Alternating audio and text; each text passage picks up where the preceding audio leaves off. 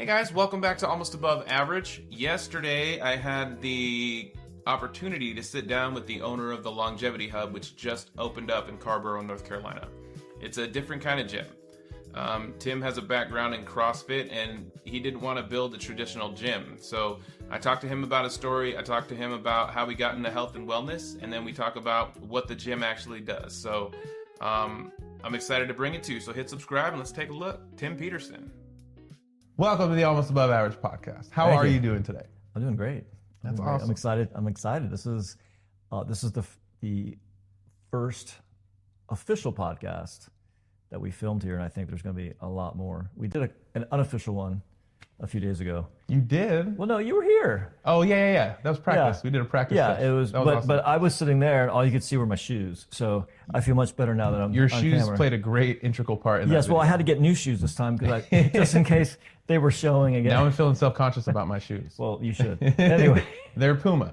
they're all good. All good. Well, not for nothing. This is also the first mobile podcast for Almost Above Average. The first one I didn't record any audio, so if you could see this, we are double mic'd up, each of us. We're not going to make that mistake. Well, I don't know. We didn't. Did you test it to see? Maybe Mine? Yeah. Mine's recording. Okay, Yeah. yours. Okay. I can see it from here, so that's Okay, good. good. Yeah. I don't know if mine is. We'll see. We'll see. So Tim Peterson. Yes. We are sitting in your gym. You just opened up on November 7th. Yes. That was last week. Yeah. Nice. It's already a week and 2 days. And I was here while you were going through it, and it looks a lot different. It looks like a legit gym. I'm proud of you. It looks great. Well, it looks like a legit gym, but then it doesn't look like a legit gym because it's a little bougie in the front. Very bougie. That's why we're here. Exactly. This is great. It's been a passion project. It's been a long haul, and it's amazing to have this picture in your head, and then now to see it, and it looks freaking amazing. Are you happy with it? Yeah. Good. I am. Of course, you're always going to see, I want to do a little bit more of that. I need to do, I got to staple that. Right. And, That's what I was thinking of. Like, as a business owner, like you always want something better, so you're never quite fully satisfied. Right? Yeah. Well, and so I'm ADHD. I'm a little. I'm not I guess I am a perfectionist, but I'm very. Have a creative bone. My background is design and graphic design, and I did a little bit of architecture, and all of that. With that is just enough to be dangerous. And so I was driving my interior designer, which, that was a piece of advice I took from one of the podcasts I listened to from a gym owner. And he likes to say the F word. He's like, for F's sake, hire a effing interior designer for your effing gym and have the front space be amazing. And if I tell you, listen, I heard that one time, I heard it like 10 more times from different gym owners, different companies that help you run your gym, and hey, we had the space, and then we had an interior designer come in and we designed it, and it made such a difference because I want people to come in here and feel comfortable. So today I took a picture. My daughter was here. She had come over. We had gotten some coffee, and her shoes were off, and she's all curled up on this chair and just hanging out. And it's like a living room. She's comfortable. Yeah, and that's exactly it. I want people to come here and be comfortable. Nice. And do podcasts and buy product and sign up for classes. You're a hell of a salesman, Tim. Hell of a salesman. All day long. Well, before we get into that, I want to talk about fitness, and I want to talk about how the gym came to be. I want to talk about why fitness is important to you. So where did you grow up? Where did you come from? Why is health and wellness so important to you now? Well, started in 1966. Oh man, that was a long time ago, Tim. So, that's a great question. Usually the reason I ask is fitness wasn't a part of my growing up. Yeah. And my brothers did, but I didn't get into fitness till 4 years ago. Like legit. Like I always was athletic and I worked out periodically, never stuck to it. But it was never serious until 4 years ago. Yeah, so my journey, it's kind of similar. I didn't do it in school, and I didn't have the opportunity. There a lot of reasoning around the family issues, and we lived in the country, so my mom would have to come pick me up, and drive 20 minutes to get me and come back. And I had a sister that was mentally handicapped, and so it didn't allow for that. And so I was an academic.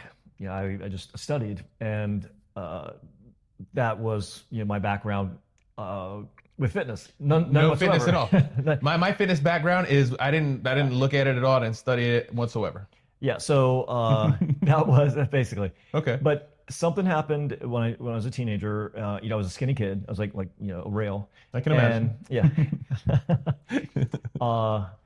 And there was a older gentleman, and I have this picture somewhere. I need to find it because it's a 1950s picture of him like doing like this strongman pose. Yeah. And he was a bodybuilder back in the day, and he was probably in his 70s or 80s.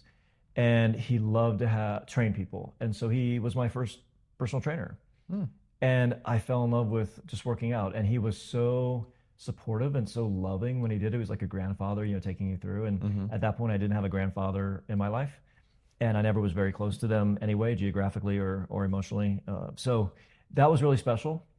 And He kind of filled a void for you. yeah. I've told this story a few times. I just told it the other night when we did the opening. But I remember this moment in Mrs. Cowart's 5th grade English class, sitting on the back air conditioner in the annex building of our school. I mean, this is like so ingrained in my head. And one of the football players, who was a friend of mine, came up and grabbed me by the arm and was like, "Oh man, Tim, you've been working out. Look at that bicep." I was hooked.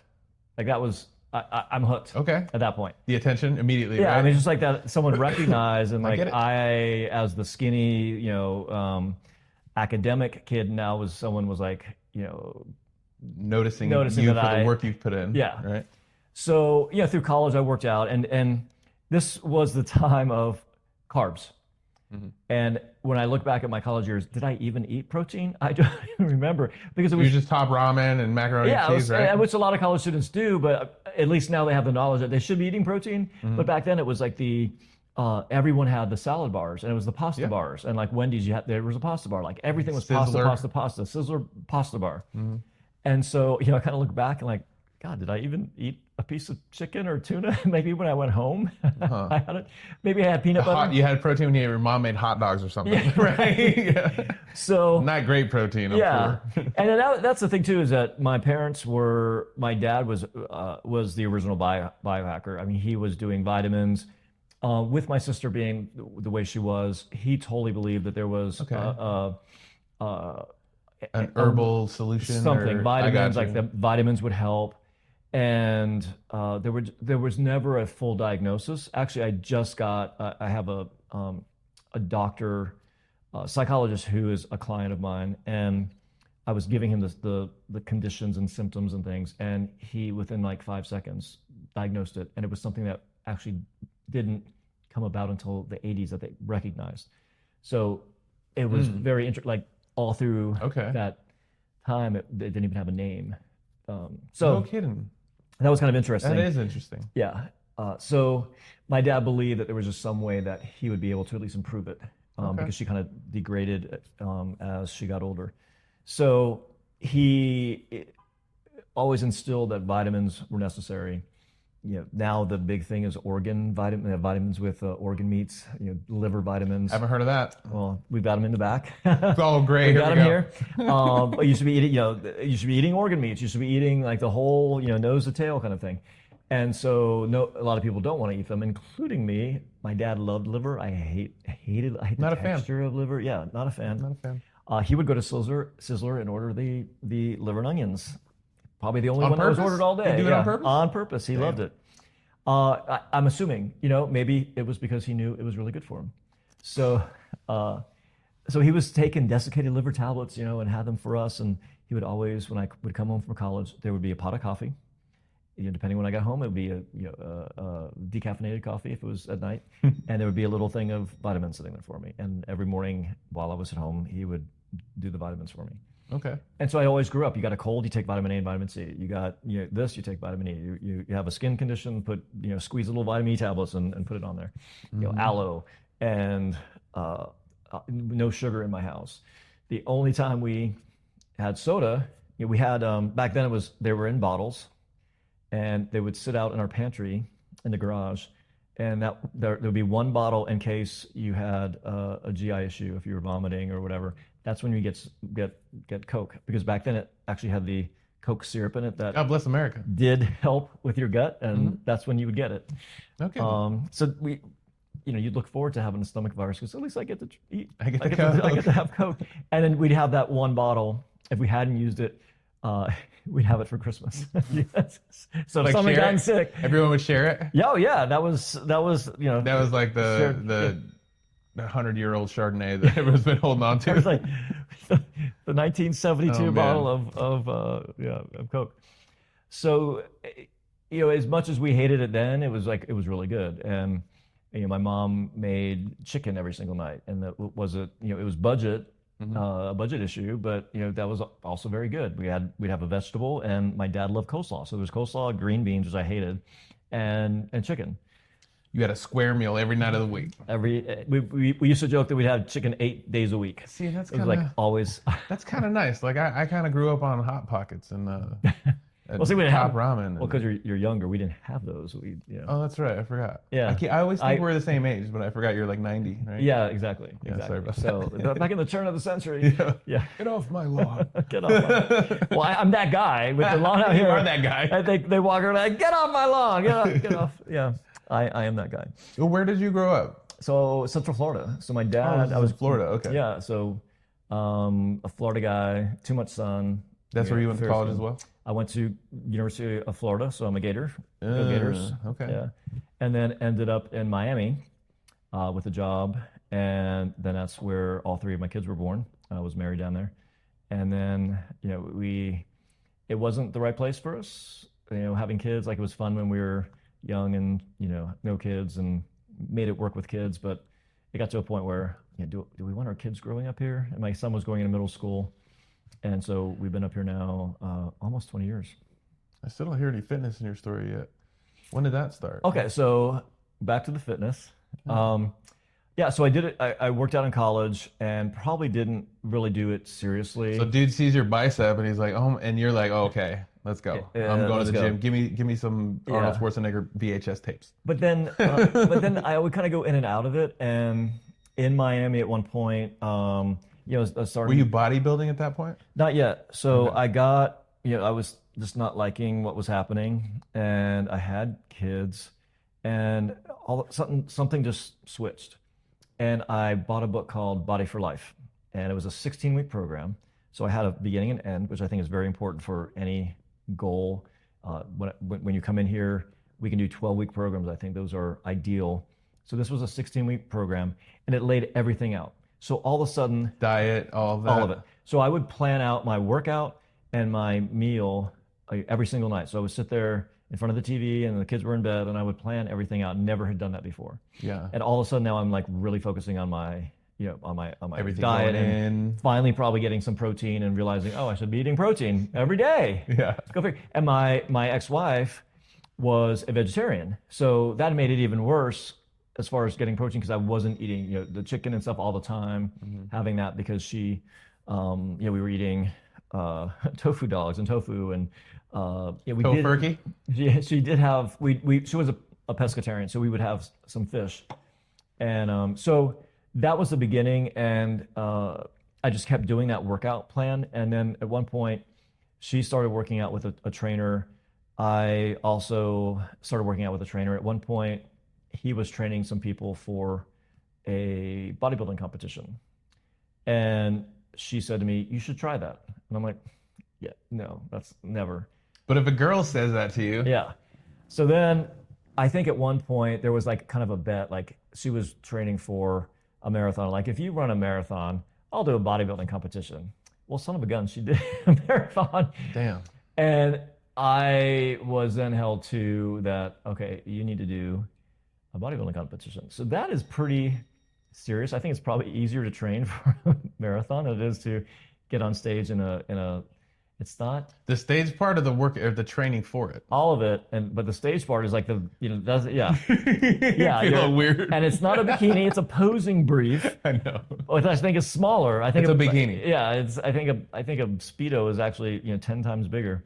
So I was working with the trainer. We went through this process. He says, I'll have you ready in 6 months. 3 years later, He's like, you ain't gonna make it. Yeah, I was like, I'm not ready. And so my body now, there are definitely different body types, and having been a kid with a skinny kid, it was hard for me to bulk up, and I think my highest was I'm 6'1"ish.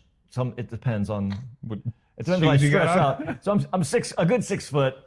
My scale will actually give me a little extra height. You just call it 6'1", man. You're good. Yeah, I'm 6'1", with shoes on, and so a bodybuilder should be on a bulk could be anywhere from 240 to 260. I got to 211, so I was still kind of skinny. When I cut, so you go through the cycle of gain, and you're working out really hard, and sometimes working out twice a week. I mean twice a day, and you're just going through this craziness, and then you go through the shred, and I probably got down. I was definitely at 170. And so 6 foot, 170 so you bulked up to on 211, stage. And then you cut and then went to stage. I went to dropped 40 pounds in God, was it? How'd it go on stage? So I got 3rd place out of 3. Can you show us your poses? So one thing that I did do is if I'm going to be on stage, I am going to have these poses down.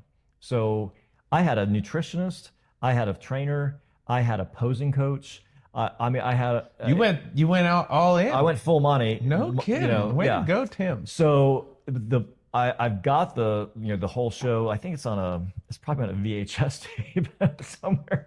On a camcorder. Yeah, on a camcorder. Exactly, totally. No, I think it might be on a DVD, but I'll show you a picture later. I do have one picture. I'm like, yeah. There it is.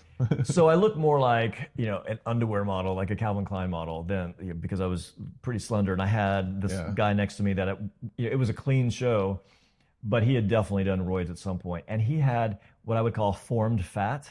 So as he's leaving the stage, he's in front of me, and everything's jiggling, but it just looks like muscle. I don't understand it, but anyway. I know what you're saying. I've seen some of these big dudes out there, and it's like, it's not solid muscle. It's not solid. You're too big. How do you have a 6-pack, but it's out here? Mm-hmm. Have you seen those guys? That's roids. That's steroids. Totally. Okay. Yeah, it's called roid gut. Well, they still got a 6-pack. It's like it pushes. It's a weird thing. I'm not sure of the whole biological whatever, but it does something to the organs. It pushes it out, and you do have that layer of muscle over the top. What's the difference between roids and peptides? Okay. Well, steroids are either synthetic. What we used to call anabolic steroids. Yeah. So that's testosterone, and it's synthetic testosterone. And what's happening is you are replacing your testosterone. So the organs that make that will shrink up. So your cojones kind of go away, because you are making it, you're giving your body that. And so whenever you give your body melatonin, if you're giving yourself insulin and you're making insulin, it throws something off. It throws it off. And so when you're taking that, and what can happen is it may not kick back in when you stop. So that's the problem with it. You may not be able to stop taking TRT. You might have to be in that testosterone. That just made what you have to do for life. Yeah. So, and there weren't peptides back then. So there weren't peptides. There weren't peptides that. Well, there was insulin. There was not That's collagen. a peptide? Insulin is a peptide. Yeah. What is a peptide? So a peptide is there's amino acids. So an amino acid, and a peptide is parts of that amino that can do specific things. So when you strip and take this and this, it can help you lose weight. So you've got semaglutide. You've got all these GLP-1s that everyone is on, the Ozempic and all the different names, Progerin, whatever. Those are all, they're peptides. Okay. Yeah. And so you can take these, and there's some that will actually work on your gut fat. Yo. And there's some that help you build muscle, because they're not human growth hormone, HGH. They're helping you produce more HGH naturally. And so there's some that stimulate that HGH. Nothing wrong with that. There isn't at all. No, so that's great, because you're not taking HGH, which then can affect you actually creating your own HGH. Right. You're stimulating more HGH. And then there's ones that help repair your body. So there's one called BPC, and it's literally body protection or protector compound. I think you mentioned that to me earlier. Yeah, Because but that's a great one. I'm always in pain. So yeah, you should be on BPC. And the thing with them is that unlike some of the GLP-1s and those the Ozempics, most of them do not have side effects. And so you're doing this, and there's very few, if any, side effects with them. That's what my next question was going to be. Yeah. So that's why it's very exciting. We will have our own line of peptides, and they are for research purposes only. And we're hoping that FDA wakes up with some of them. There are some that are FDA approved, but for other things. But then you can still use them for other things because they are approved. So yeah. Like what? You're allowed to rub this on your knee. Yeah. Well, there are some that are used. There's one. It's a muscle building one that aids people with on AIDS medications use because that it breaks down some muscle and that helps keep it or build it back up. So then it can also be used for other muscle building and off-label. I think it's called off-label prescriptions for that. Okay. Yeah. Anyway, thanks for the lesson. I appreciate absolutely. it. I didn't mean to derail the whole conversation. Our little but rabbit hole podcast, we can talk about whatever we want. We got two ADHD people here, so there's gonna be a lot of rabbit holes. Do I have ADHD? Do you? I might. You do. I don't know. We do. We all do. Yeah. All right. Sorry. So Drink up. Yeah. You're in college, or you're done with college. You started working out in college. Oh, I'm in my 30s now. We're already past that. Okay. We're at 35. Okay. So you're in your 30s. Yeah. You already had kids. Yeah. And you moved out to North Carolina from Florida. Yeah, at 40. At 40. Okay. Yeah. And so I was doing I'm going to go to the Y twice a week. And like every dad should. Yeah, so the dad bod thing was happening because the way I was eating, still not eating great. I wasn't keeping up with what I needed to be doing. And at one point, workout wise and diet wise. Yeah, exactly. Okay. And so I got that up. Excuse me. I got the opportunity. I did a Groupon for a CrossFit that was doing a boot camp.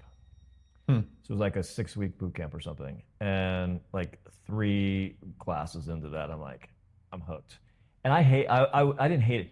I was scared of it, of CrossFit, but the boot camp sounded fine. Like I'll do the boot camp. That sounds worse than CrossFit.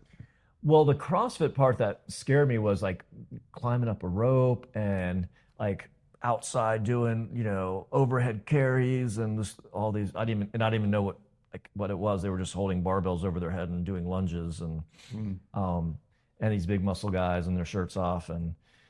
I'm like, I'm a little tubby, and I don't think I want to do that. I can't hang with these guys right now. I can't hang with these guys. I don't have any tattoos. Yo. And I got a belly. I get it. So I did the boot camp, and you got hooked. And I kind of got hooked, and I signed up, and they had an internal program to kind of help you become a coach because I loved helping people. And like the more I help people, the more I kind of understood. Like if I'm going to explain it to you, like I see something wrong with what you're doing, like I need to learn how to explain that, and in doing that, it helped my form and what I was doing. And so when I was there, I didn't become a coach and didn't go through the it's called an L1 level 1 training certificate. Yeah. So then I switched to a different CrossFit. Actually, it was right across the street and inside the gym in there. And at one point, if you've ever been in CrossFit for a while, like some coaches leave, something happens, and a big tumultuous, like it's a big divorce. That happened, and we were low on coaches. And I'm like, well, that's a thing in CrossFit land. Yeah. Like obviously. Yeah. How do you not know this? Have you not been on I'll be down. The wives of CrossFit? Maybe that's why they're closing down all over the country. Like I don't hear about it a lot anymore. Yeah, well, there's a lot going on. We can get into that, but so internally there was all this stuff going on, and so I thought, well, yeah, I always wanted to do this. Why don't I get my level 1? So I went and got my level 1, and became a coach, and I loved it. And then a couple of years in, COVID happens. The gym closes. I start going to another gym, and within a few weeks of being there, he announces he's closing the gym, and I'm like, I just found a place, and it was close or closer, but then he posted on Facebook, if you want to buy some equipment, let me know. Well, I was doing backyard workouts at that point with some of my old clients. I had been doing personal training as well, and I had a company called Dabod Warrior, and I still kind of have it in the background. And so I was working with single and divorced dads who wanted to regain their health and fitness. So I had online stuff, I had stuff in person. And so I'm thinking, oh, well, I could really use some equipment. What do I want to get? But then I'm like, where the hell am I going to store it? So in some universal whatever guidance or stupidity, I just said, how much for the whole gym? I said, well, maybe I'll go that route. So, there probably wasn't a lot of thought in that. And it was a gym in duress. And I just thought I would be able to come in there and save it.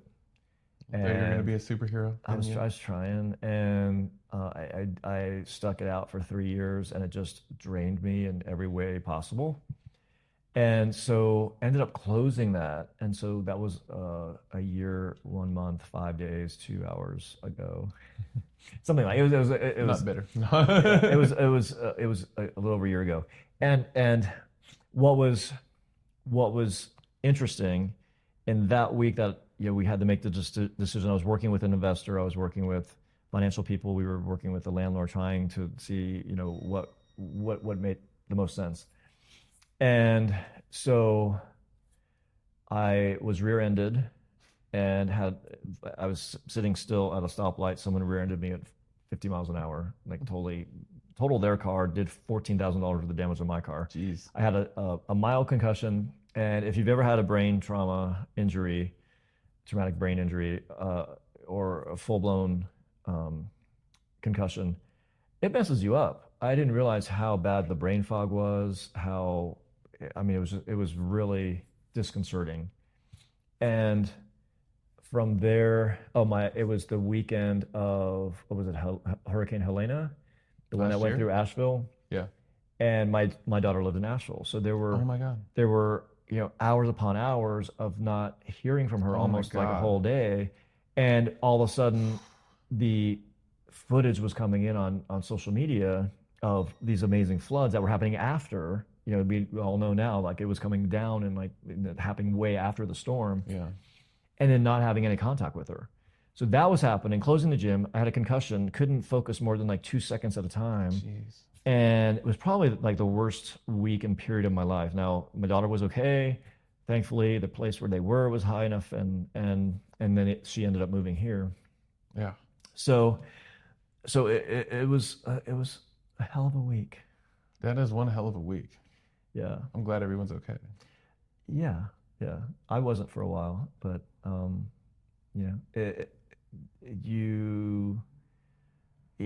are no failures. I'm a believer in that. There's lessons, and there were so many lessons in that whole thing, and I realized a lot of the people I was working with were not good people, and it was kind of a good, I needed a good break, and I think the universe, they say if you get sidetracked, it's because you are on the wrong track. And it was a hard detour, it was a hard stop. And so I think it was really a good lesson. And so I went on a year of just self-discovery. Did you go to the mountains and do a bunch of yoga by yourself? What's that? Did you go to the mountains by yourself? Just short of that, just shy of that. For a period of time, I was like, I'm gonna open up another CrossFit. We're gonna move down the road. And the universe was like, hell no, do you not understand what I'm telling you? And every time... Did you see what just happened? Yeah. Do we have to rear end you again? Every time I'd find a place, it was this isn't perfect, but I can make this work. I'm a visionary. I can look at something and I can envision. I'm an envisionary. And if you look around here, that might, you might be able to see that. I see it, because when I first came in here, I didn't know. Look like this. I was like, I don't get it, but this was an office building. So it's gone through a big change. No, but it looks great. I understand. It looks like a place to work out now. Yeah. And so I kept trying to make that work. And then we, this place didn't work, that place didn't work, and then we found this other one. It was like a really cool place. It had the garage doors, like it was going to be, totally CrossFit again. And there was all this construction going on or getting ready to happen. It still hasn't happened. And they're going to be expanding the road. They're going to be shutting it down during the day, one lane at a time. There's going to be backups for miles. It took me like 3 rounds of like the turning, like go slow, stop, go slow, stop, to get to a meeting. And one of the investors was like, no, like this is, you're going to be shut down. You're going to get started and then you're going to get shut down and people are going to quit because they just can't get to the place. Yeah. And so I'm like, okay, fine. And I went to, there was a month of travel where I was in New York, Austin, and Miami. And so they were these amazing trips, again, of discovery. When I go somewhere, they were all for conferences. And I would go to the coolest, most expensive gym that was there. In Miami, it was amazing. I like doing that, like where I'm in places. Yeah. Just go find the best one. There's this Paul Saladino is like one of these guys I follow. He's an influencer. He's a doctor who's now living in Costa Rica and Miami half the time. He's usually shirtless and he's tanned and he's eating raw meat and he's barefoot and he's buying raw food meat? in Costa Rica. Liver King? Not quite that bad. Okay. He's all about the meat and fruit and natural whole food, whatever. Okay. Anyway, he's working out there. Of course. Yeah, there he is, and nice. beautiful Hey, space, bro. unbelievable. And like on Instagram, I've seen like the top 10 gyms, most beautiful gyms in the world, and like there's that gym, and like it's unbelievable.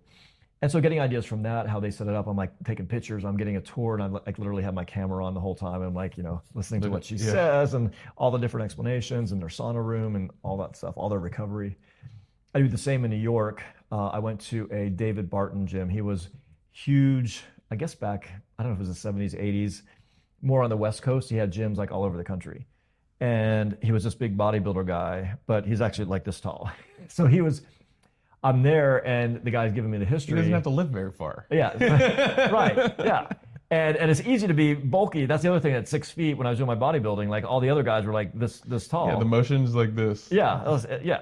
And so I'm getting the explanation about the gym, and I'm just like in awe at how beautiful it is, and just really cool industrial space, and these big like fake fan things in the background, and there's a DJ booth, and there's like music pumping, and cool I need to lights. go there. Yeah, it's definitely worth a trip. All right. $50 just to go in for Let's a day go. I'm in. to do it. Yeah. Anyway, so he's like, oh, by the way, there's David right there, and he was like I met the guy. He was like right there, and then he goes, and there's like blah blah Any blah advice blah. for a new gym owner? Yeah, right. You want to invest in another one? Yeah. And then the designer that had designed the whole space, and I'm like, oh, designer for a gym. I like that idea. And she had done a phenomenal job, and she was like a Studio 54 diva back in the day. Love it. And she's there, and she's probably in her 80s. She had a rough past. And she just was, she looked a little rough. Actually, I didn't Rough get that current. close, but No, she was dressed up in like this, these amazing clothes, and like was very. And her husband was the investor in the gym. So Oh, cool. So it was all very cool, very amazing. So you were and stealing ideas from this big, nice, pretty gym, and you're like, I'm Totally. gonna take all that. yeah. So I'm gonna buy a shelf in Durham. get Chris to help me pick it up. $40, guys. Yeah. And so, but $300 on Wayfair. So hey. You're a hell of a dealsman. Anyway, so looking at all this, looking at, they have the smoothie bar and they have the supplements and how they had everything set up and how there was, it just was a really cool space to be in. Mm-hmm. And so, and then I was in Austin with Ben Greenfield and Gary Brecka and Von der Wright, like all these top influencers that are doctors that are doing the research, putting in the time, and just have a love for helping people. And they were there. I got to work out with Ben Greenfield, which Nice. and this is his book. I mean, it is like, and if you look at the other side, there's like little tabs where I've gone through, and he talks about peptides and that, and he's been doing them for years. And he has, you can go on his Instagram now, and he's always talking about BPC 157 and TB 500 and CJC 1295, like all these peptides that I may have done for research purposes only, as well, and love them. Anyway, so listening to these people, Gary Brecka was there, and right after his speech, he was getting on a plane and meeting with RFK. So these are the people that are trying to steer the health movement in this country. Mm-hmm. And so taking that as influence, and they have been my influence all along, listening to and following Peter Attia and his book Outlive, which he's all about longevity. He is the longevity doctor. And I was listening to him on the way here. I keep going back through and then listening to all his new podcasts as well. Like, what are the things and what. Who is that? Peter Attia, he's a doctor. Peter T? Peter Attia, A-T-T-I-A. Okay. And you look a little like him. He's got a bald head with, He looks a little like me. He's older than you, so you're like him. No. He doesn't have the goatee going on. So. But no, just one, he's very well spoken. He has a very good voice. I enjoy listening to podcasts and people that speak. You still talking about me? No, not at all. I'm just kidding. Not at all anymore. Maybe in a couple of years. Yeah, I get you two confused all the time. Mm-hmm. Anyway, moving right along. So I've been taking over. I'm sure you have some questions that you wanted to ask me, or no, fire away, man. This is all about you. I talk enough on my podcast. I'm usually the star, so it's nice when I have somebody that has some. Well, you're cool still the stuff star, going on. but hey. I will say though, your displays look very professional and really nice. Like Thank it you. really adds a lot to the place. So what is the concept of the Longevity Hub? Great question. So what came out of all this? It looks like one could be confused that it was a CrossFit gym, but in nowhere in here is CrossFit listed. Yeah. So we are not a CrossFit gym. Now the programming that we use, the methodology, which is not trademarked or part of the affiliate, is open source, functional fitness. That's what we do. Okay. Some of the programming that we use is used by CrossFits. And I love that process, but they are going on a corporate level. There's a lot of stuff happening. There's a lot of things that have happened that I didn't approve of. There was some tragedy in one of the CrossFit games that I thought was very careless. Someone died, and the workout I think was just Too much? ridiculous, the way they did it. And so a lot of little things like that, like, do I want to keep supporting that? And so in going to these conferences, one of the people that I've followed for years, and I even have some of his signed books right there, is Dave Asprey's books. And he was kind of how I really got into biohacking. He says that he is the father of biohacking and kind of got that, came up with that term. Mm-hmm. And so he has a franchise called the Upgrade Labs, and they're not too different from this in where there is a diagnostic component, there's a workout component, and there's a recovery component. So that is what we have, and I feel is going to be that next stage of fitness, that there are going to be, like, a gym should be like this. It should not be just a CrossFit gym or a yoga studio or a Pilates studio or a sauna and plunge place. I think they all need to be integrated. And yes, there are huge, there's your Lifetime Fitness, and now there's Fit Life and these other ones that are kind of One playing Life off Fitness, with, that are doing, they have big spaces, and like these big ones that I went to in New York and Miami, they were 30,000 square feet, big, Love them, huge they're spaces. fun. Yeah. But you can't drop that in the middle of Carrboro, and you can't drop that in, the middle of, so what these boutique gyms are doing is taking that, making it smaller, but creating this amazing space that you can get unbelievable diagnostics. So there's machines now that are doing unbelievable things and finding things out about your body. So we have that here. There's an intimate feel to this gym as well. So like if I feel like a client, and I could get some privacy and talk to you about my body and my plan and all that. That's what it feels like. Well, good. Awesome. And that's what we were trying, I was trying to go for the Yeah, we didn't design. rehearse that. I was just letting you know. Thank you. I appreciate that. Yeah. You can let me know those things anytime. I will. Okay, thank you. And if anything sucks, I'll let you know too. Off camera. Speaking of which, Yeah, turn it off. Let's go.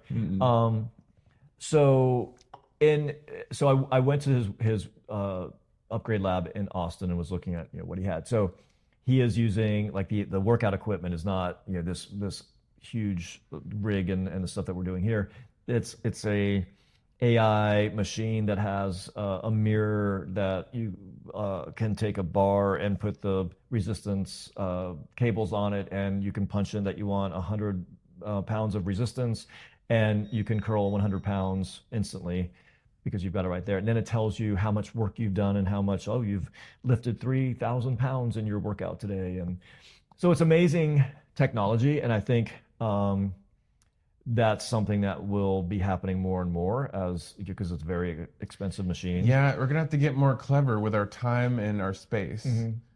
So, like, I've seen some of those like wall mount robot machines, and where I struggle with it because it changes resistance, and I'm sure that's great. But how would I motivate myself to walk to that wall and do 45 minutes worth of workouts? Yeah. It's a weird thing because the gym is a destination. It's like a goal. I go there, and I know what to expect. And so it's interesting that then a space that you go to has that, but it's a lot more expansive than just the wall unit that you have, and it's got you're on a platform, and it's you can they gamify it. There's like some games and things that you can do along with it. So I think that is a cool future thing happening. When I've gone to Dave's conferences, there are 2 huge halls of tech and product, and there are some amazing things out there that with the way they do the resistance and scientifically have created these things with pushing this thing like 12 times, you've gotten a full workout. And so there is something called OsteoStrong. Tony Robbins, the big Bone Strong. Yeah, like it's about creating strong bones. And so Tony Robbins invested in this because he believed in it so much. Okay, tell me. And so there's this resistance that you do, and it's pushing something like to that point that you just can't quite move it, but you are moving it very slowly. It's like doing that deadlift where you're pulling. You can't, it's like a little bit, and like as long as you're keeping good form, and then all of a sudden you then you get to the spot where you lift. Right. So that's where you're building bone. Like that's your body, that resistance in that body, in your body when you're doing that. Like that's when you have your body just like fires like crazy. And so, of course, because that's the weakest part of your muscle, so your bones are taking most of the strain out of that part. Yeah, you're like stimulating that. So it has it for I haven't done OsteoStrong. I've done machines that are very similar to that. Like they're $96,000 machines, and there's computers that are. The AI is like doing stuff as you're doing it. It's giving you resistance. It's reading what you're doing and adjusting that resistance as you're doing it. So the problem with that, like you're saying, the time element and doing these things. So Tony Robbins put all this money into it. There was one in Durham. I don't know if it's still there. The problem is you're done with your workout in 10 minutes. No one can understand, but it costs $100 to do that training. People don't quite understand. Wait, I just did. What do you mean I'm done in 10 minutes? Like I want an hour-long workout, or I want 2 hours of workout. It's kind of like making me think, what do we really want then out of a workout? We want to feel like we worked hard. That's what we want. Yeah, there's mentally we just have this thing. So like they almost should just like add 50 minutes of like extraneous like nothingness, and then like you do the 10 minutes, and then people would probably be happy. But that's just not their model. Right. And so they were struggling. I have not looked at them for a while. I don't know, their marketing and what they're doing, but they were having trouble because people just didn't quite understand that. So that, Chris, will be an issue with this AI stuff that can create these things and these amazing workouts, but they're too short. Now, I could talk about AI on a podcast for hours and hours. So we could do another episode about it. Yeah, exactly. Yeah. So back to at the Human Upgrade Lab, I'm seeing everything that's in there, and I'm like, what I envision, and I was at that point, I was already starting this process here and kind of creating what are we going to have? Because I looked at 10 different scales. I looked at 10 different. I remember I was on an 8-hour journey driving somewhere, and the whole time was talking to different red light therapy companies on their beds and devices and things that they had, trying to make notes as I'm driving on these mountain roads. I'm like, okay, It's not tell safe, me that Tim. again. It's not safe. I know. But luckily I have my lane keeper that kept me. Beep, beep, beep, beep, Yeah, beep, beep. yeah. It just kind of jerks me back. That's good. So it was a process, learning all those things, and then kind of taking, and then getting Picking, choosing which ones you thought were one I could beneficial. afford, and just having that affirmation of like going to Dave Asprey's lab, and I'm like, wait, he's got a power plate. I've had a power plate in my gym for years. The infrared sauna, and then my goal was to have the red light therapy, and we do have a whole body red light therapy machine. And there's something called there's a VO2 max, and there's a brand called Panoe. I think it's like some Greek word or something. And but just through your breath, I've done one, and it gave me this report of my breath efficiency, my heart efficiency, my nutrients. Like there's a lot of stuff that comes out in that messaging. There's a message coming out in that breath, and that's what I find interesting with That's fascinating. the AI and the technology, that we can send a pulse through the body and we can find out how much protein you have in your body, because there's an energetic pulse to that is being read and understood and coming back and giving you a report, like you're low on protein, you're low on minerals, you're low in your hydration. So those are the things that I have that already in Capabilities. and capability, and we're going to keep adding to that. So I don't have the VO2 max, the Panoe. This year journey has been is doing that and learning, and then recreating it here with my with my designer, my vision, and it's been it's been quite a year, and I'd like to see this now happening. And Carrboro has been amazingly receptive to it. People coming in are like, oh my God, I need this. How do I sign up, or what can I do? And so that's been exciting. Nice. So I think it's diagnostics.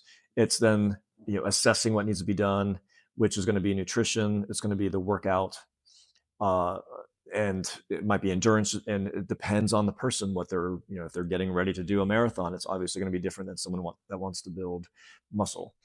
It's going to be different if someone's 80 as opposed to someone who's 20.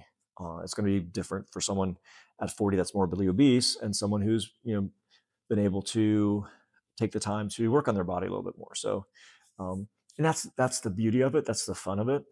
And having programming and coaches that can have all those people in a room and somehow make it work. And then to see those transformations over time is just like amazing. That's what I live for. It is what you live for. I can see that while you're saying that. That's what I was thinking. Like, he fucking believes this. I do. I mean, I've you want to see everyone wants to see the instant results. Like you want to have somebody work out and they come back like, that felt amazing. I want to keep going. And they're like, I'm really sure. I'm not sure about this yet. But then what happens is when someone does, go through and they were diabetic, and then they were able to get their blood sugars under control, and their doctor tells them you're not diabetic anymore. You don't have type 2 diabetes. Like you're not technically, you're in remission from that. And to help, I've helped dozens of people get to that state. And that is really exciting, because they're coming off of 3 or 4 medications, and then those medications are causing them to be on other medications. Yeah. And so it just, so yeah. It all boils down to, like, what I've understood about life now. It all boils down to how you take care of your body, what you put in your body, how you move your body. Yeah. Like you can be less sick less often if you take care of your body. Yeah. I've noticed that. I've been sick like once the last 3 years. Yeah, totally.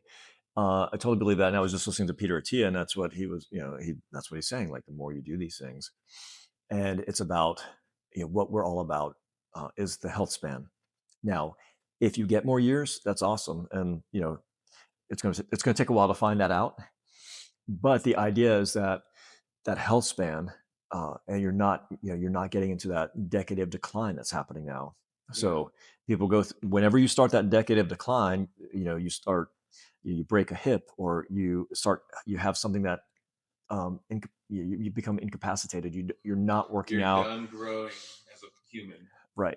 And you just start this decline, and you have sarcopenia, which is your muscles are starting to, degrade. You have osteopenia, where you're, on your way to osteoporosis. And so all these things start happening. And the more you can delay that and not have that decade of decline, a lot of times it starts at 65. I'm going to be 60 next year. I'm still in my 50s. I need to own that. I'm 59. I mean, no one gave me a book that said, okay, at 60 you're supposed to be like, or 59 you're supposed to be like this. They have the parenting books, but they don't have books for how you.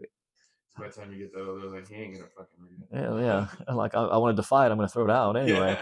So, and what I love is that Peter Attia and these influencers or these researchers, have put in the research, and they see, and we have seen that you can turn back the clock. So there's this awesome study. This you're gonna love this. You know these people, right? I do. I mean, not personally. I mean, I've taken pictures with them, but I go to their conferences and give them money. So the correct answer is no. Yeah. I got a book that's signed by them, but not for me. Yes. Okay. So there was a study where these people were in a senior care facility.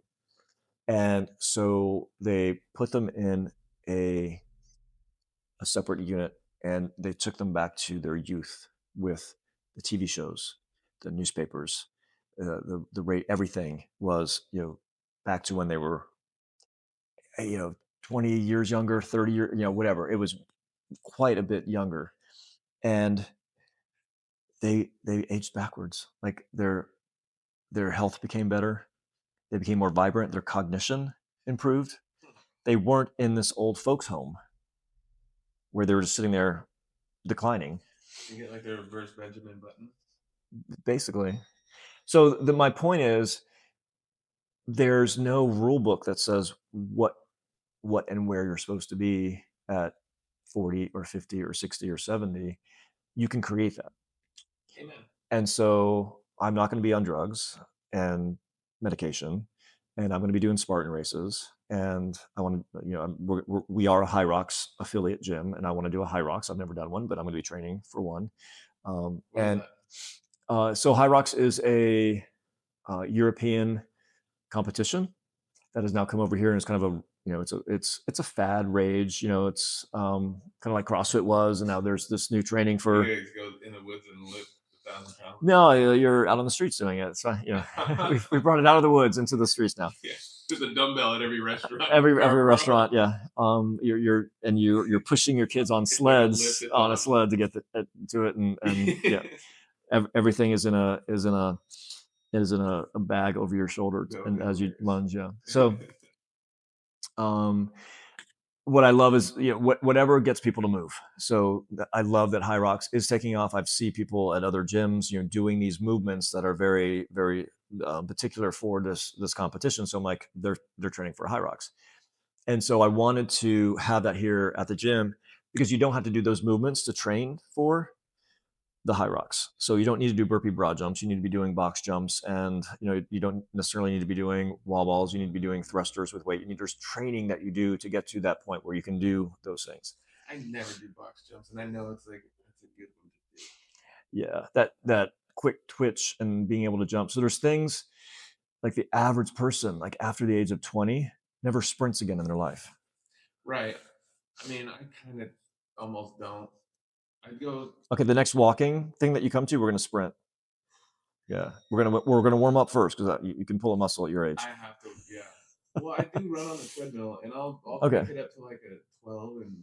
But there's like the treadmill is one thing, but then there's like going out on the street and just. I know there is. Yeah. And I honestly have been thinking about it the last 6 months. Like, I would love to incorporate. I should have a rest day, but instead of resting, I'll just go sprint, like do 10. Yeah, there. Yeah. So Mark Sisson has a book called Born to Walk. Maybe even I can do that. Yeah. Oh, absolutely. Let's do a whole class like that. Let's get people. Yeah, it'd be a blast. So Mark Sisson was Yeah. Okay. Up and down the street. So Mark Sisson wrote this book. He was at one of the conferences that I went to, and he said, we weren't born to run, which is another book that he's kind of making fun of and poking fun at. We were born to walk and sprint. So when you look at prehistoric, like you're walking around and all of a sudden, maybe it was you, but I've heard this. it was probably I think we did talk about on our first walk. So yeah, it was a very smart, intelligent person that was telling you that at that time. So if you take it back, prehistoric or just whenever, you're walking down the street or you're walking in the forest, and then you're all of a sudden there's a bear, there's a tiger, or there's a mugger, you sprint. Yep. And so on a daily basis, need all your energy, all your breath for a short burst to get away from predators. That's all. Yeah. That's the only reason you have that. Right. You need to jog. You never need to jog away from a predator. Right. You never just. I'm going to run 20. There's a bear. I'm going to run 26.2. If I run 26.2 miles, I will outrun them. No. So, and his point too is that if you get a group of runners together, it's a crazy number. Like 2/3 of them are in some level of disrepair. They're injured and not able to run. Their knee, their this, their that, their hip. And there's so many injuries because it's not necessarily something that our body was made to do. Some people are, some people are born runners. There's this one story I saw about a guy in like Newfoundland or something. He was a sheep herder, but he would run like further than these ultra marathon runners because he did it his entire life, like raising these sheep, and it was nothing to him. Just get out like. Yeah. All day long. He needed a dog. That's what he needed. He couldn't afford a dog, so he had to do it himself. And then he got the dog, and he died 3 years later because he just sat there watching the dog do it. There's too many sheep. I'm not even gonna help you. That's what the dog gave up. Yeah. So, so there's that philosophy, and I don't know where we were going with that, but there we are. Yeah, that was fun. Yeah. What else are we gonna rabbit hole down? I think you would ask me about, if I had one supplement, if I had, if I could take. Okay, so this is one of my loves right now. There's a few of them. Okay, so my longevity hacks and things. Oh, I do want to go through a rapid fire. Yeah, so you want to do that right now? Are we ready for that? Let me see. Did we cover everything? Personal insights. You've given a lot of those. Yeah, boy, you've overwhelmed us with your insights. We don't need any more of that shit. No. How's the Longevity Hub building a sense of community here in Carrboro? Yeah, so that's a great question. One of the things that, I looked at the blue zones, and blue zones are these small pockets, and there's I think 8 of them, where people normally will live to 100. So there's some in Italy. There's a little place in Arizona, and there's like Seventh-day Adventists, and because of their activity and what they do and what they eat, a lot of them are living to 100. There's one thing they all have in common. There's a couple things, but one thing that's always there is community. So in these little villages in Italy, these women have known each other since they were kindergarten, and they get together almost every day and are knitting or getting together, and they're 90 plus years old, and they're. It takes a village. They invented it. They were the village, and so and there's more and more studies coming out about that. And then I also experienced a lack of community a couple times in my life, where if you divorce and all of a sudden your friends are split, or even your friends that would invite you to things because you were a couple.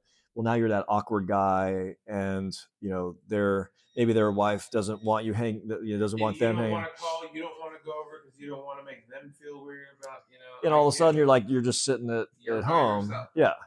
And then we're if that's happening at 40 and 50 years old, we may not be the most. It's not easy to make friends and hey, Chris, you want to go out for pizza tonight? It's just, it's weird, I don't drink alcohol, so it's even harder to do stuff with me. Yeah. Well, we can go have not you, but for most people. Well, and then even being a biohacker and being healthy, you're the weird guy, and everyone I'm a divorced biohacker, single guy. So who wants to go out to eat with me because they feel like they're going to get judged? And like I can't tell you how many times I go out to eat, and they're like, "Oh, you order first," and then they're just like, "I'll have what he's having." I'm like that's a cop out, and I don't judge if you want to. Well, maybe I do. You can have the fries. You can have the fries, okay? And I might have two, but so anyway, so community was a huge thing for me. And so how are we doing that in the gym? We're already started, before I even open the gym, we have the walking club and the whole idea. Tell everybody about it. I've been trying to promote it. I have a really good time at the walking. I have met so many amazing people. Like half the plants in this place are from one of the people that is in the walking club, someone I never would have met otherwise. She's probably in her later 60s, 70s.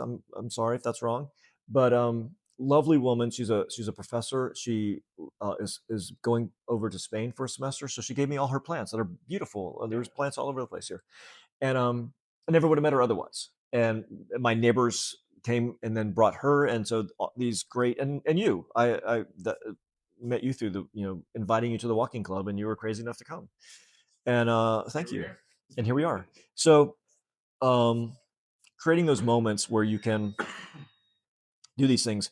I have some of my best friends I've done Spartan races with, and some of them were awful, but you have that, like, we went to war, I know no. Oh yeah, absolutely.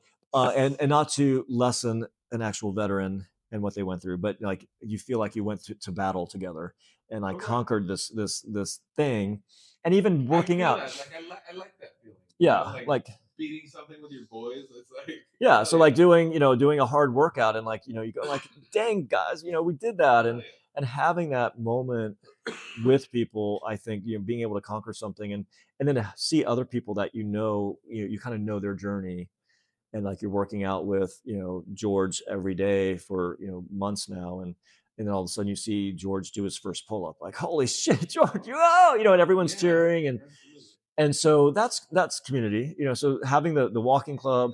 So we're a college town, and we're in kind of the annexed out from that, very close to that, and we had an open house this weekend, and it was all like college students coming through here from the coffee shop and coming in, and I talked to them about what if we did like a workout rave night with mocktails, and they were like, oh my god, that would be so cool. We know a DJ Ragu, if you're out there, I need to talk to you. I only know DJ Prego. I would also like to spit on the mic. So that was really exciting, to see them like get excited about something like that. And we've got we've got a cool space where we could have 50 people in here just doing a fun, crazy workout, running in and out outside, and getting sweaty, and having that moment together. So that would be like really cool. This is a perfect spot for it. Yeah. So thank you. Yeah. So that's so that community. There's a lot of different ways to build that, and having events, I want to do a little health expo before the holidays, so people can they can give the gift of health to their loved one, and have maybe some other companies that are local. I've done one of those before, Longevity Expo. So we'll be planning one of those. Yeah. So and the High Rocks is the same thing, like to get a group of people together, train for High Rocks, and then to go to a competition together. And you can do them as relays, you can do them as team events, you can do them individually. Same thing with Spartan. You're doing it individually at a Spartan race, but you go together and go through it, and no man left behind or no woman left behind, and you push, pull, drag, and help each other go through it. And that's amazing. I've got horrible times on all my races because I'm there with someone who's 70, has never done one before, and it's just the moment when someone that has never jumped 6 feet up over a wall. Well, no, no, that never happens. We catch them on the other side, but to see them like do that, and just like their look on their face, absolutely. Yeah. Yeah, I did one with my daughter, and when she was in college, and so she would come home from Asheville, and we would train like we did a couple weekends, and I gave her things to work on, and she has this cute little face that she has since she was a little girl, and when she did the monkey bars and completed it, and got off, and then my nephew was also doing with it, and like they couldn't do it, like all these other people weren't doing it, but she had that sense of accomplishment, and she had that little impish look on her face. I'm like, the tears. I'm like, oh, this is amazing. It was the mud, actually. It wasn't tears. It was mud. It was mud in my eye. But yeah, no, it was really it was really special. So those are the moments that you create to help build that community. So if I can be a conduit for that, that's the goal. And the kids have that ingrained in them, like that fitness. That's wonderful to have. So, yeah, so that's the community aspect and how we're building it. Well, where can everyone find you on social media? Social media, I am at longevity minus all the vowels. Why'd you do that? Because they cost too much money on Wheel of Fortune. Yeah. So honestly, I think it's really cool. So there's a cool gym in New York called Temple, and it's TMPL, Temple. There was a gym in, now I'm forgetting the name. There was one in Charlotte, and it was called Movement, Urban Movement. So urban and then MVMT. And I've just always loved like those little, like license plate things, where you take some of the letters out. Okay. Yeah. And also LNGVTY Hub was already in use actually with all the letters. That was the real reason I couldn't get the URL for that. So it's so it's LNGVTY Hub at Gmail and .com and on Instagram. So see, all those were available. So that made sense. That was my sign from the universe. Yes, absolutely. You know what, it's gonna be big. Next year we're gonna expand. Yeah. Well, that is there's already talks. Some people have already approached me about that, which has been exciting. Open a week and people are like, we need to help you franchise. I'll help you however I can. I need to put some business cards. You help me, I help you. That's part of the community. Absolutely. All right, check it out. You ready for these questions? Let's go. All right. Coffee or tea? Coffee. Morning workout or evening workout? Morning. Favorite piece of gym equipment? Oh, kettlebell. Huh? Most overrated fitness trend? CrossFit. Oh, no. Trend CrossFit or move. What's a fitness trend? It was those the thigh thing that. Those were a trend. Those were a joke. Well, I mean, or the shaker. I won't do that motion. No. The shaker thing. There better not be one in here. No, there's not. Okay. That was a trend that did not need to live. The gazelle. That guy with the ponytail that did the gazelle thing. Oh yeah. That thing. I used to work at Habitat for Humanity, and they got a truckload of them. Hopefully they went to the. But they were still like manufacturing them like in this decade. Yeah. That's. I've never done one. No, I had like they have them now at parks. Like they just make them out of and I mean they can help mobility a little bit, but it's not a workout. Okay, here's what they do. Nothing. Okay. All right. You heard it here. Chris declared it. There it is. Okay. Nothing. Hey, Nothing. What's your least favorite exercise? Least favorite? Thrusters. What's a thruster? You don't even. So it's you've got a weight. It can be on your shoulders or it can be dumbbells, and you go into a squat, and then you come up and you take it overhead. Now it's one of those love-hate. It's that CrossFit move. Yeah, it's so amazing because it gets everything, but it's so hated. And ask me about my favorite movement. It's like thruster. Okay. All right. Yeah. What is your go-to healthy snack? My healthy snack: pistachios. Love salted pistachios. What is your bad boy snack? Well, it would be ice cream, but now I eat like healthy ice cream. But so if I had to go bad, it would be pizza, avocado pizza up here. Oh my god, yeah. Are you almost sugar-free at this point? I'm totally sugar-free. Like I mean, if I get sugar, it's like by accident, and it affects me. Yeah. Woo. Yeah. All right. What's the biggest wellness mistake you made? Wellness mistake. Not getting sleep, not prioritizing my sleep for years. And like I'm afraid of what damage I've done to my body because I used to. I always. I mean, it's hard for me now because I feel like I am wasting time because I still got stuff to do. And I'll get on my computer and I'll try to work late at night and I fall asleep. It's like ridiculous. I mean, I have like these red marks on my leg because I have my laptop sitting on my, and it's like the battery's heating up and like, yeah, it's bad. So that, my kids have helped. My daughters have gotten into health and my son is in health. And so they often are like keeping me on track. And for years they're like, Dad, you got to get more sleep. And even now, I mean, 6 hours, and I'm done. I can't, rarely do I go past that. But yeah. 6 hours? 6 hours. That's about my cap, and my body does it anyway. Yeah. Rarely do I have to set an alarm. Yeah. I've never really had to set an alarm. Yeah. Okay, next question. Most surprising thing you learned about longevity? That sleep was so important. It kind of goes. Question. I like that question. Yeah. What is your favorite gadget in here? Gadget. I think the power plate.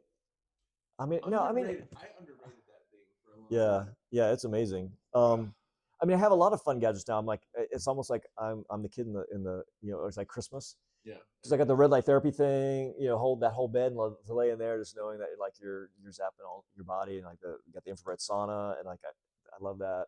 The scale is amazing. There's some cool toys in here that I'm having fun with, and people are having fun with too. So that's great. Nice. I love this place. I'm glad. I love what you've done with the place. Thank you. What is your favorite? Who's your favorite roofer? Chris. Absolutely. Yes. Oh, look. Oh, here he is. My favorite roofer and podcaster. Yes, absolutely. I gave you 5 stars today, by the way. You did? Yeah, because you did amazing things to my roof. I'm going to hit you up too. Awesome. Or, the same way you did. What is your guilty pleasure food? Oh, we already talked about it. Well, yeah. And then, if there's, I love Reese's. I used to love Reese's, but now there's some that are like better, more better. So, but I love chocolate and peanut butter and sourdough bread. But sourdough bread's actually okay. But well, so okay, so here's we got time for a rabbit hole. Yeah. So what you do, Weaver Street, there's like 3 ingredients in their bread. It's like flour, water, salt. I mean, it's very clean and it's organic. Okay. So there's that. So there's that. So and then what you do is you freeze it and then toast it. So if you do that, it becomes resistant starch. It breaks down the starch in it, so it becomes more like a fiber. So it's not going to spike your insulin, which is what bread usually does, and why you shouldn't, always have so much of it. And if you're eating organic flour, and then you're doing all that to it, it's not so bad. So, pro tip. There we go. And I've done little snippets on Instagram about that, and you can do that with spaghetti too. Spaghetti. You make it, freeze it, or no, not even freeze it. I'm sorry, just put it in the fridge overnight. And rice, same thing. Put it in the fridge and then you heat it back up. And spaghetti is easy. You cook it, maybe do it al dente, put it in the fridge. Al dente is still a little hard. And then put it in some boiling water the next day, heat it back up, and it will be resistant starch. So there you go. You're welcome. It's got bars. All right. Well, hell, is there anything else you want the people to know about Longevity Hub? Follow him on Instagram. That's some knowledge. Yeah, I need to be better about putting more of that stuff up. You can go through and there's some stuff, but and is that all the questions you got?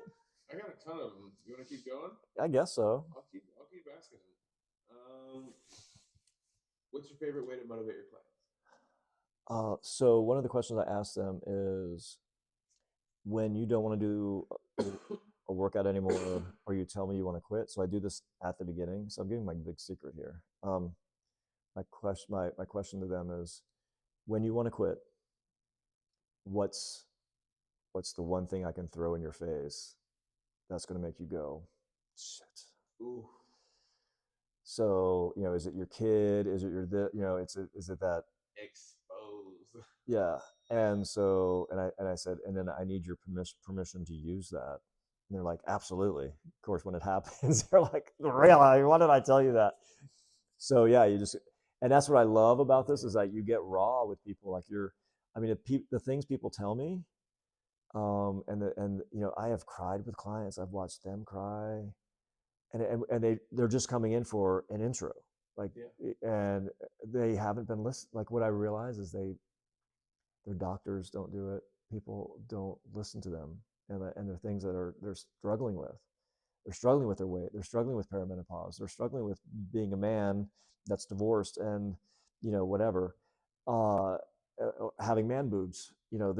They struggle. People struggle with this, and like there's no one else they can talk to about this. And my goal in my office is to create that safe space. Close the door, can't hear the music, and it's like, okay, let's talk. Let's talk about you. What do you want to accomplish? And asking that question of, what is that one thing that's going to motivate you to get back on track again if something happens? And so it's beautiful. What's your we already asked that. If you weren't into fitness, what would you do? Yeah, I mean, if I didn't have this, I would, I realized when I was doing this how much I do love design, and I'm, I did it for a long time, and that was my degree, and I worked with big companies and had my own company and did huge projects. I worked with Hyundai, and they have like, I don't know, like a 700,000 square foot mall in Korea, and I and another designer did all the graphics for Hyundai for that. You did? Yeah. No, you did. And their mall. Yeah. Oh, I mean, they had their logo. We didn't do their logo. No, we didn't know. Yeah. Oops, sorry. No, that's cool. Yeah. So that was an amazing project. Like all the wayfinding, all the signage that you would see everything. That's really cool. Yeah, it was a lot of work, but it was a lot of fun. All right. Any final thoughts? Everyone should be on creatine. Guilty. And guilty you are or you aren't? I am. Awesome. On it. How many grams do you do? Okay. Should be doing 10 grams. Spread it, I'll leave that. So Usually like two scoops. Yeah, two scoops. always two. 2 scoops. If it's a bad day, 3 to 4 scoops. Yeah. Yeah. So in my I would leave people with, it's time to prioritize you. The best compound interest you can make and get is putting that investment in yourself. And muscle builds muscle. You keep putting that on. What saved me in that accident that I was in, like when I went there and I'm showing them the car, like, yeah, I was in this accident, like this is the car, and they're like, you didn't come here in a stretcher? And they're like, your muscle saved you. And so you were like, naturally. yeah, of course. No, and that's something that I didn't think about, but having built that, and everyone can do that. You need to be in here like kind of building and adding that and compounding and building it over time. So that's kind of that's all I got. Yeah. And thank you for tuning in to Almost Above Average. Every episode, we share real stories from leaders, creators, and thinkers. Stories meant to give you insight and inspiration that you can use to impact your own life. Subscribe and stick around as we keep bringing new voices, ideas, and lessons you can put to work in your own life to stay almost above average.